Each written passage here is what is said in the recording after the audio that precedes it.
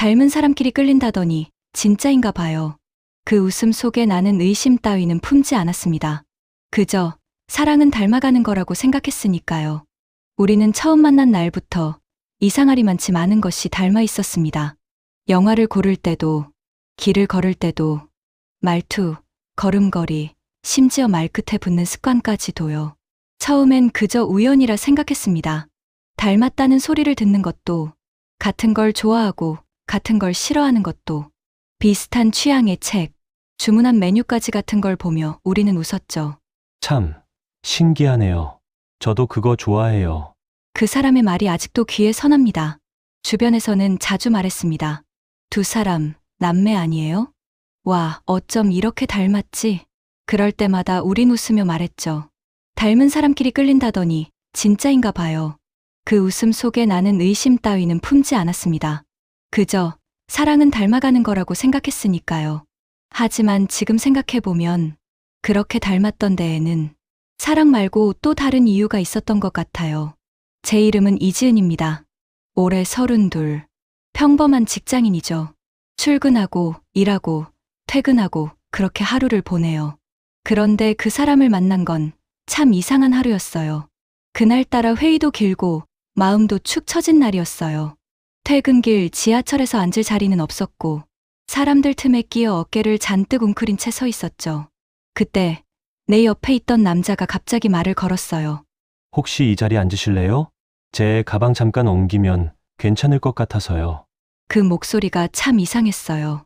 낯설어야 하는데 어쩐지 익숙하게 느껴졌거든요. 나는 잠깐 머무시다가 고개를 끄덕였고 그는 조심스럽게 가방을 들고 내게 자리를 내주었어요. 우리는 그날 이름도 연락처도 묻지 않았어요. 그냥 그런 인연인가 보다 하고 지나쳤죠. 그런데 며칠 뒤 같은 시간 같은 칸 그 사람이 또 그 자리에 서 있었어요. 혹시 저 기억하시나요? 그날 그 자리에 앉으셨던 분 맞죠? 그 웃음이 생각보다 오래 마음에 남더라고요. 그날 이후 우리는 연락처를 주고받았고 처음으로 함께한 카페에서 서로의 취향에 대해 이야기했어요. 그는 책을 좋아하고 시를 읽고 나는 음악을 듣고 일기를 쓰는 사람이었죠. 다른 듯하면서 이상하게 겹치는 부분이 많았어요. 그는 말했어요. 저는 매운 건 잘 못 먹어요. 대신 진한 커피 좋아해요. 나도 매운 걸 못 먹는데 그도 속이 약하다고 했죠. 우리는 서로의 작은 다름을 웃으며 받아들였어요. 그리고 그 다름 사이에 닮은 점이 하나씩 더해졌어요. 그 사람과 함께 있을 땐 내 이야기를 자주 하게 됐어요. 평소엔 말이 많은 편이 아닌데도 그 앞에선 이상하게 조곤조곤 모든 걸 털어놓고 싶었죠. 그때는 몰랐어요. 왜 그렇게 편했는지, 왜 그렇게 마음이 끌렸는지, 그저 운명인가 보다 하고 웃었던 날들이었죠. 사람들이 우리를 볼 때마다 했던 말이 있어요. 두 사람 남매 아니에요? 진짜 닮았다. 식성도 똑같고 그 말 들을 때마다 우리는 그냥 웃었죠. 사랑하면 닮아간다고 그렇게 말하면서요. 우리는 함께하는 시간이 점점 길어졌어요. 같이 걷는 길, 같이 먹는 음식, 같이 듣는 음악, 모든 게 자연스러웠죠. 처음에는 좋아하는 게 비슷해서 좋았고, 나중에는 싫어하는 것도 똑같아서 웃겼어요. 둘 다 매운 걸 잘 못 먹어서 떡볶이를 먹을 땐 꼭 달달한 걸로 주문했고, 김치찌개도 꼭 맵지 않게 해달라고 했어요. 처음엔 신기했어요. 아무리 닮았다 해도 이렇게까지 같을 수 있을까? 하지만 그게 이상하다고 느껴지진 않았어요. 오히려 운명 같았거든요. 그 사람은 나보다 1살 많았고, 말수가 많은 편은 아니었지만, 필요할 땐 꼭 들어주는 사람이었어요. 같이 영화를 보면 꼭 내 손을 꼭 잡고 있었고, 우울할 땐 말없이 등을 토닥여주는 사람이었죠. 우린 둘만의 말버릇도 생겼어요. 같이 살면 재밌겠다. 이런 취향은 진짜 천생연분 아니야? 지하철을 탈 때 같은 자리를 고르고, 카페에 가면 늘 같은 자리, 같은 음료, 심지어 옷 입는 취향도 닮아 있었어요. 둘 다 밝은 색을 꺼리고, 검정이나 남색을 좋아했죠. 그 사람과 함께한 날들은 참 평화로웠어요. 별다를 것 없는 하루 속에서도 나는 그와 함께여서 충분했어요. 작은 카페, 조용한 공원, 따뜻한 손길. 그건 사랑이었고 나에게는 처음으로 집 같다고 느껴지는 감정이었어요. 우린 그렇게 연애를 오래 한 건 아니었어요. 딱 1년 반 정도였나?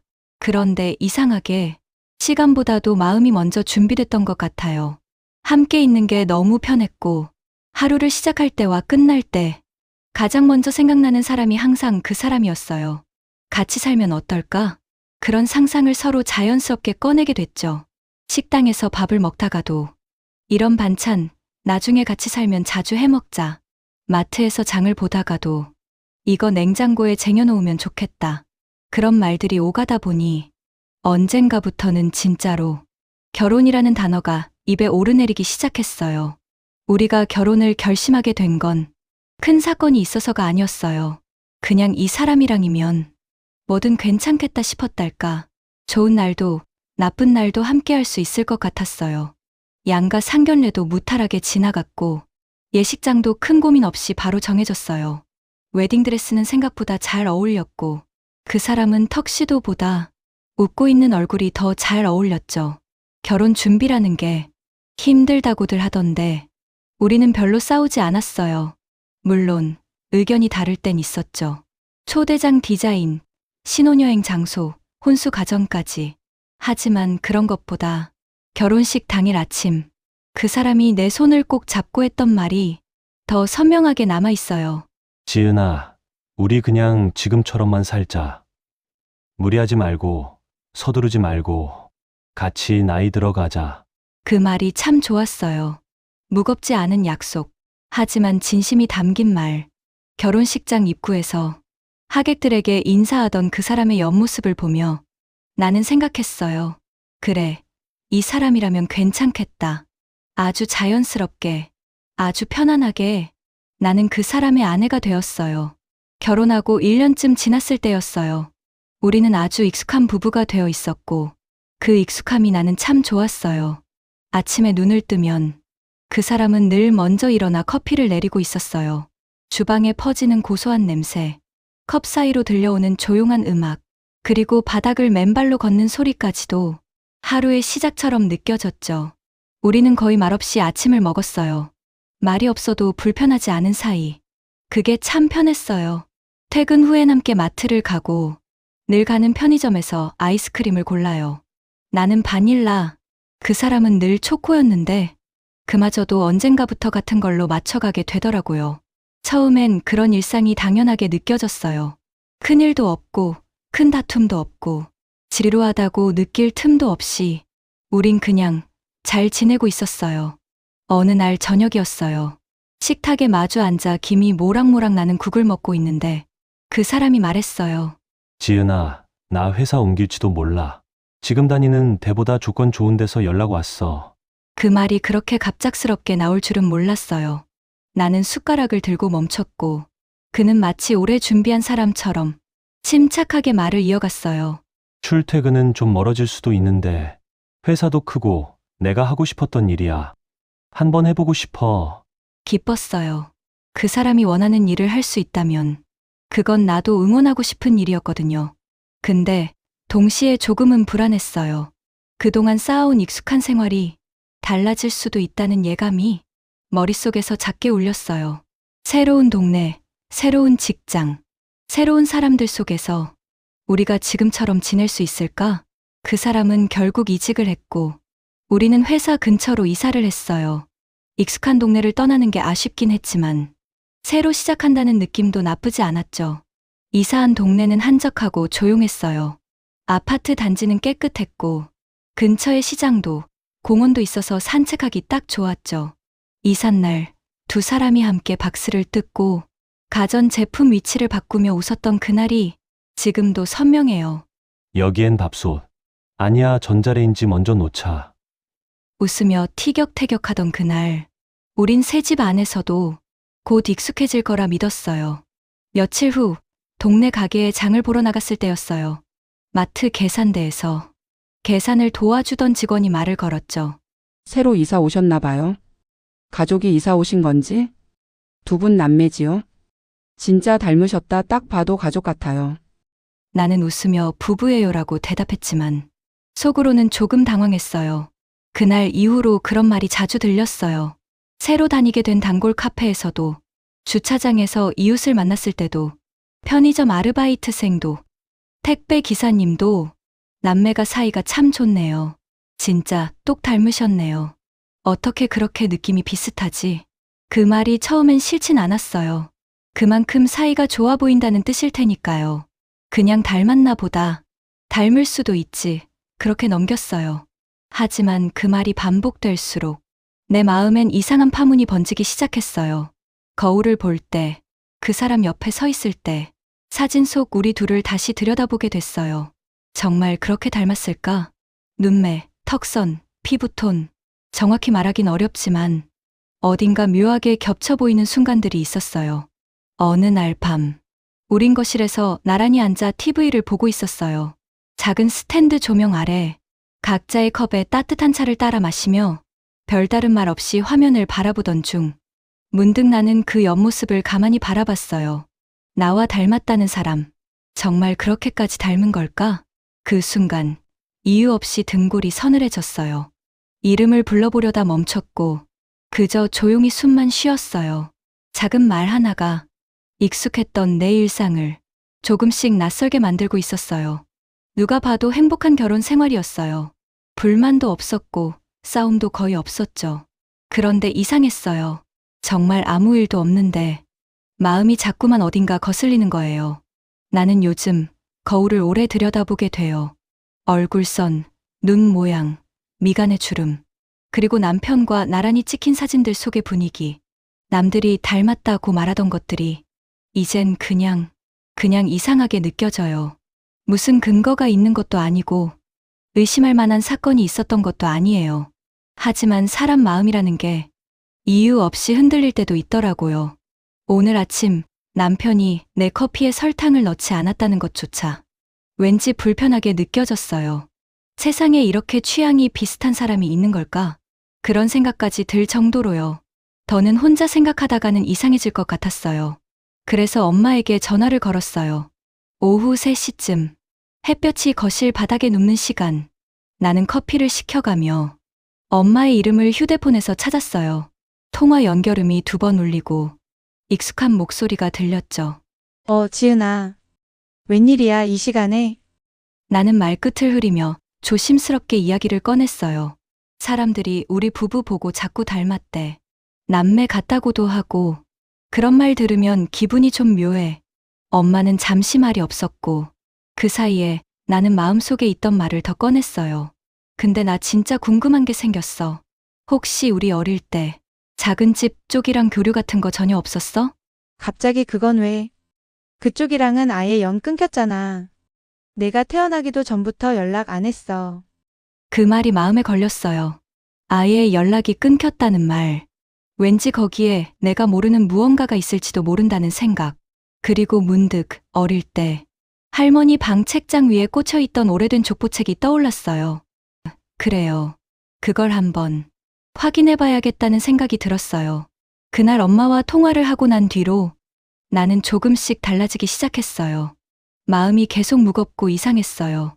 커피포트를 켜고선 컵에 물도 붓지 않은 채 거실로 나왔고 시간이 한참 지나서야 주방에 연기가 피어오르는 걸 봤어요. 내가 원래 이런 사람이었나? 아니잖아. 그래서 나는 스스로에게 자꾸 핑계를 댔어요. 요즘 잠을 설쳐서 그래. 날씨가 더워서 그래. 일이 많아서 그래. 근데 점점 변명도 안 먹히는 순간들이 늘어났어요. 남편이 하는 말이 머릿속에 들어오지 않고 같이 있는 자리에 있으면서도 나는 그 사람이 진짜 어떤 표정을 짓고 있는지 제대로 보지 못하고 있었어요. 사람이 한번 의심을 갖기 시작하면 아무 일도 아닌 것도 의미를 만들어내기 시작하잖아요. 나는 지금 딱 그 상태였어요. 남편이 장을 봐오겠다고 할 때 나는 속으로 생각했어요. 왜 갑자기? 남편이 나보다 먼저 일어나서 밥을 지을 때 무슨 일 있었나? 혹시 무슨 일이라도 있는 걸까? 예전에는 고맙고 든든했던 행동들이 지금은 어쩐지 불안하게 느껴졌어요. 심지어는 남편이 건넨 물 한 잔을 받으면서도 그 안에 뭔가 다른 뜻이 담겨 있는 건 아닌가 의심하게 되는 나 자신을 보며 나는 스스로가 무섭기까지 했어요. 어쩌면 문제는 내가 아니라 내 마음속에 자라난 그 의심이었을지도 몰라요. 불을 끄지 않고 나왔다가 냄비를 태우고 약속 시간을 헷갈려 친구에게 미안하다는 전화를 했고 회사에서 메일을 잘못 보내는 바람에 팀장에게 사과까지 해야 했어요. 그 모든 순간에 남편의 얼굴이 떠올랐어요. 자꾸만 그 사람이 생각났고 그 생각이 끝날 때쯤이면 나는 또 무언가를 실수하고 있었죠. 나는 아직도 지금 이 마음이 어떤 건지 잘 모르겠어요. 다만 한 가지 확실한 건 확인하지 않으면 견딜 수 없을 것 같았죠. 남편에게는 아무 말도 하지 않았어요. 그날따라 남편은 평소보다 더 다정했고 아침밥도 설거지도 커피까지 직접 내려주었죠. 나는 그 모든 행동이 고맙기도 하면서 숨이 막혔어요. 도대체 왜 자꾸만 이런 마음이 드는 걸까? 남편의 모든 모습들이 예전처럼 다정하게만은 느껴지지 않았어요. 가방을 챙기며 지갑, 폰, 열쇠를 한 번 더 확인하고 현관문 앞에서 잠깐 망설였어요. 남편은 오늘 내가 어디를 가는지 모를 거예요. 무얼 확인하러 가는지도. 지하철을 타고 2번 환승해서 친정 근처에 도착했어요. 창밖으로 스치는 풍경들이 나짓고 편안했지만 그 안에 나는 전혀 편하지 않았죠.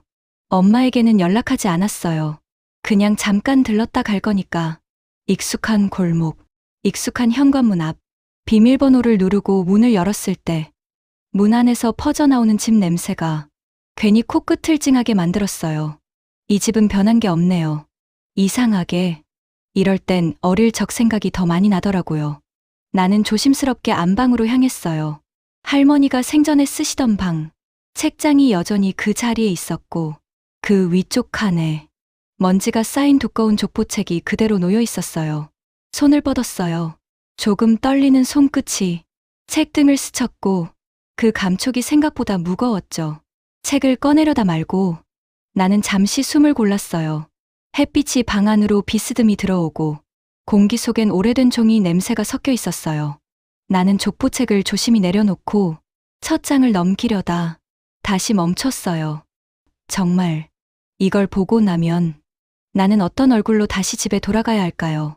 한참을 그렇게 멈춰 있던 저는 아주 천천히 책장을 넘겼어요.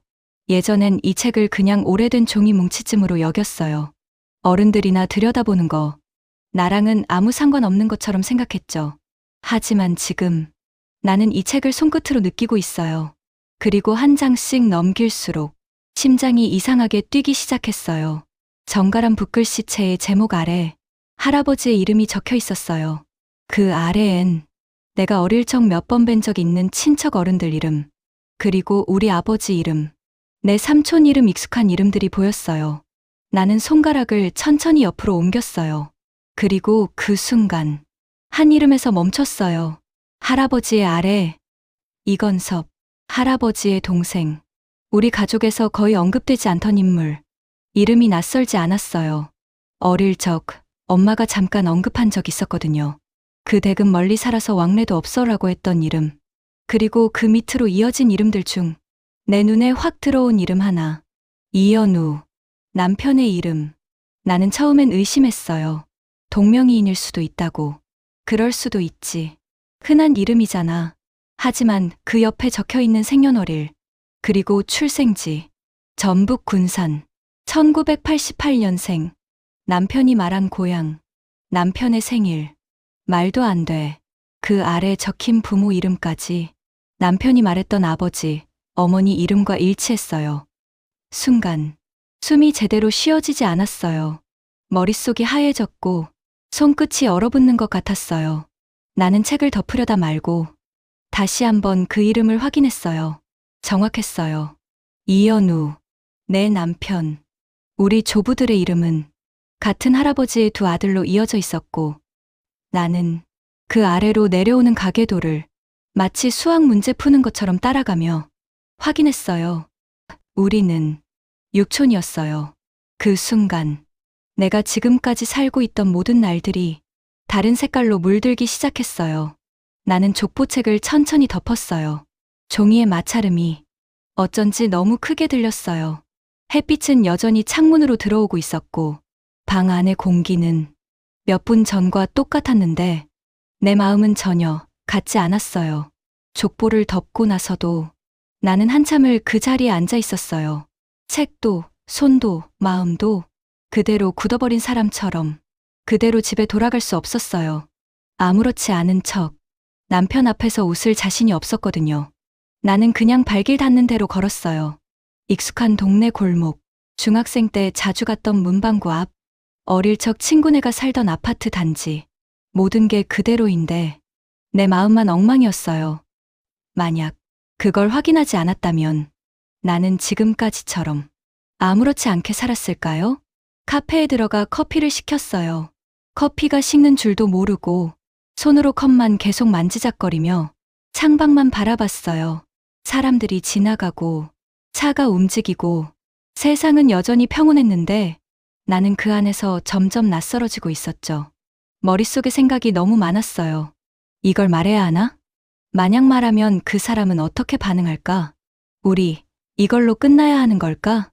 사랑이란 이유로 이 모든 걸 무시할 수 있을까? 이제 와서 그 사람을 남편이 아닌 육촌으로 바라보는 게 가능할까? 어디에도 답은 없었어요. 사람들에게 물어볼 수도 없고 누가 대신 결정해 줄 수도 없었죠.